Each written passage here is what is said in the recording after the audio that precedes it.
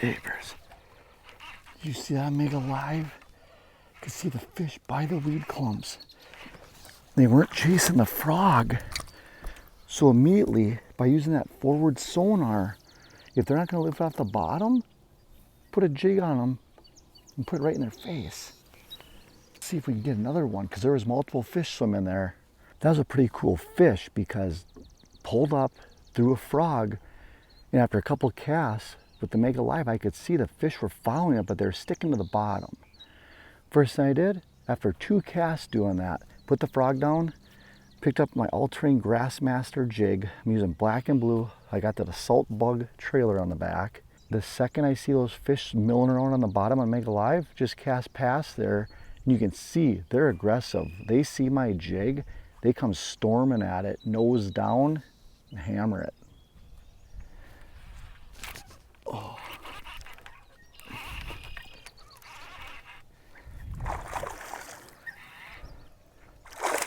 I know early morning, it's really easy to try to force that topwater bite. And that's what I started in a different spot doing. But man, that sun's up, and even though it's early on the clock, those fish, something changed. They stopped coming up for that frog, and they want to stay down by that bottom. They're still aggressive if you throw the right bait, but they just didn't want to come up. I'm using that P5 Destroyer FMJ 7'3" jig rod. Been using it all year and absolutely love it. Probably my favorite rod out of all the ones I own. 40-pound line in this Tatula Elite 7.1 ratio. And it's just a super, super fun combo to use. Once they're biting on this, you don't want to put this rod combo down. Oh, there I hopped it. Oh, that's a nice fish there.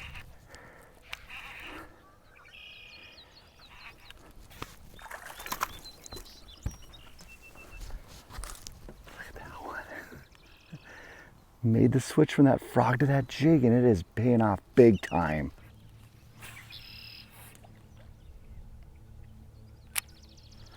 Oh, another one on that jig. They're just violent.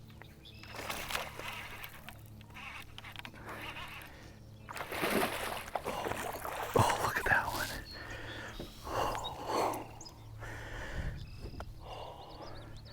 It feels so good when you figure out something, like when that bite stops on top water and just instantly pick that jig up.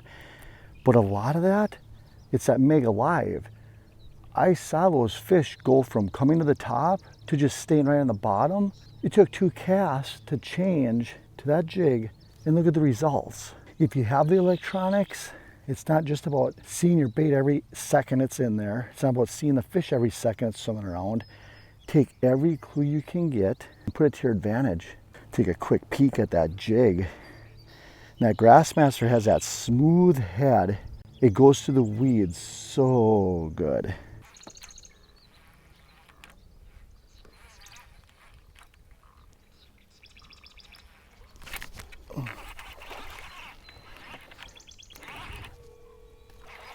Okay, right in that channel. I'm going to show you that on the Mega Live and the Mega 360. When this water is green like this, you can't always tell the depth, and you can save yourself a lot of casts by hitting that deeper trench and putting your bait in the most likely spot. There you can see that indentation where this channel is, and it's shallow. We're just going to work our way up slowly, and we caught that nice fish right in the hole there, so hopefully as the stitch goes up in here, we can keep catching fish.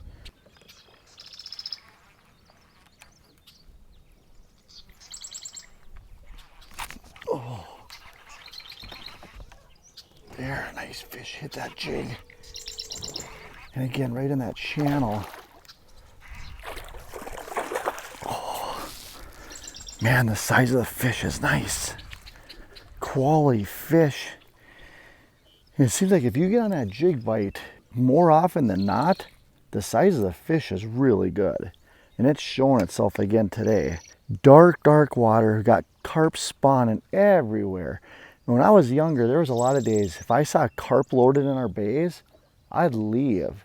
But you know what? They stir up a lot of bait, crayfish, different things. Those bass are right in the middle of them, and they're feeding.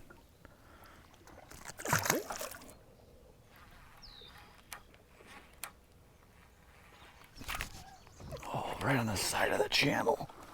I could see some weeds sticking up. Wow. I put that jig there and I barely worked it, and that thing just got throttled. Another good fish. Look at that.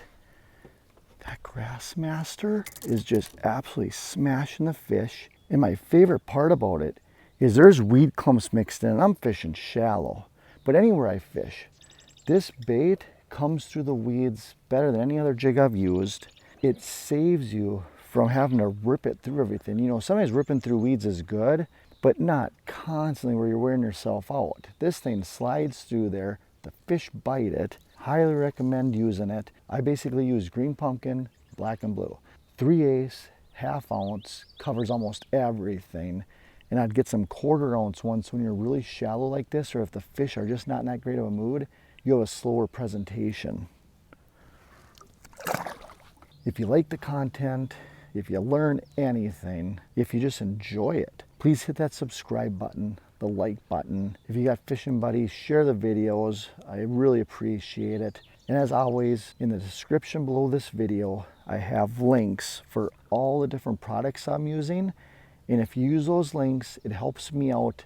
It doesn't cost you any extra. I really appreciate it.